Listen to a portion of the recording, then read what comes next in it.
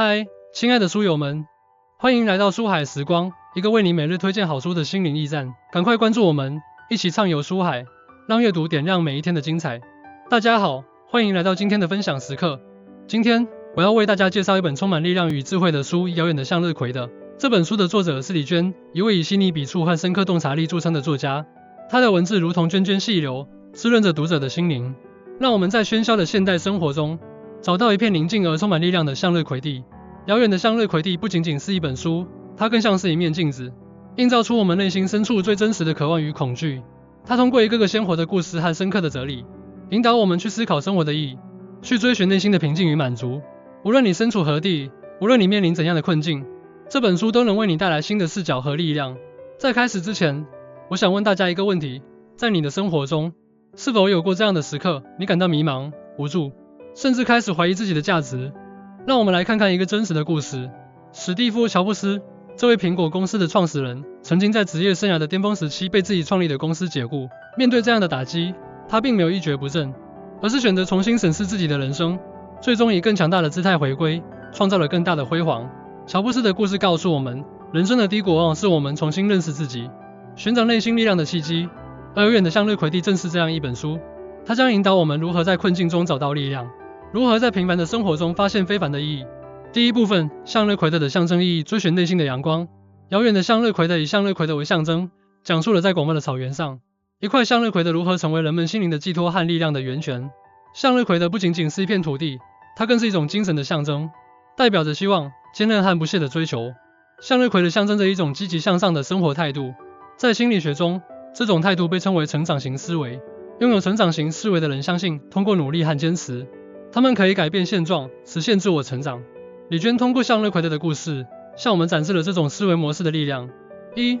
培养积极心态，每天花几分钟时间，思考生活中的积极面，记录下让你感到快乐和满足的事情。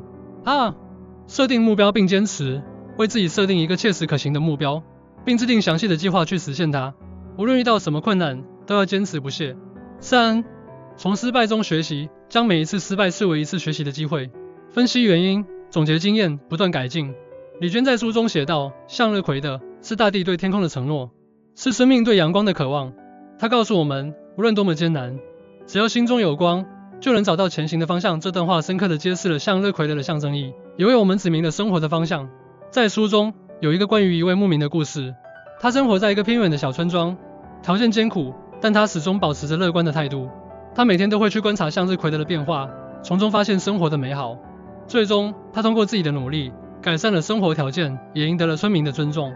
这个故事告诉我们，积极的心态和不懈的努力，是战胜困难、实现梦想的关键。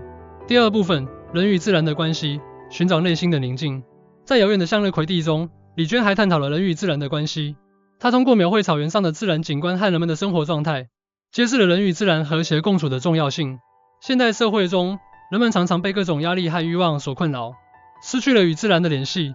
而李娟通过她的文字，唤醒我们对自然的感知，让我们意识到自然不仅是我们的生存环境，更是我们心灵的栖息地。1. 亲近自然，每周抽出一些时间，去公园、郊外或自然保护区，感受大自然的美好。2. 冥想与反思，在自然环境中进行冥想，放松身心，清理思绪，找到内心的宁静。3. 环保意识，增强环保意识，从身边的小事做起，保护我们的地球家园。李娟在书中描绘了草原上的日出，当第一缕阳光洒在草原上，整个世界仿佛被唤醒，充满了生机与活力。那一刻，我感受到了一种前所未有的宁静与满足。这段话不仅展现了自然的美，也让我们体会到人与自然和谐共处的重要性。在书中，有一位老人，他每天都会在草原上散步，与自然亲密接触。他通过观察动植物的变化，感受四季的更替，找到内心的宁静。他的生活简单而充实，成为了村里人心中的榜样。这个故事告诉我们，与自然和谐共处，不仅能改善我们的生活环境，更能提升我们的心灵境界。第三部分，人与人之间的关系，建立深厚的人际连接。除了人与自然的关系，李娟还深入探讨了人与人之间的关系。她通过描绘草原上人们的生活，展现了人与人之间深厚的情感连接和互助精神。在心理学中，人际关系的质量对个人的幸福感和心理健康有着重要影响。李娟通过她的文字，展示了良好的人际关系如何为人们带来支持和力量。1. 主动沟通，主动与家人、朋友、同事进行沟通，分享生活中的点滴，增进彼此的了解和信任。2. 提供帮助，在他人需要帮助时，伸出援手，给予支持和鼓励。3. 建立支持网络，建立一个由家人、朋友、同事组成的人际网络，在需要时互相支持，共同面对困难。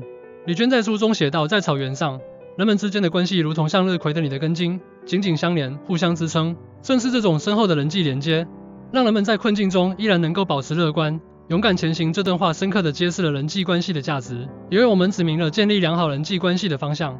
在书中，有一个小村庄，村民们之间关系密切，互相帮助，共同面对自然灾害和生活中的各种挑战。他们的生活虽然艰苦，但充满了温暖和希望。这个故事告诉我们，良好的人际关系是战胜困难、实现幸福的重要保障。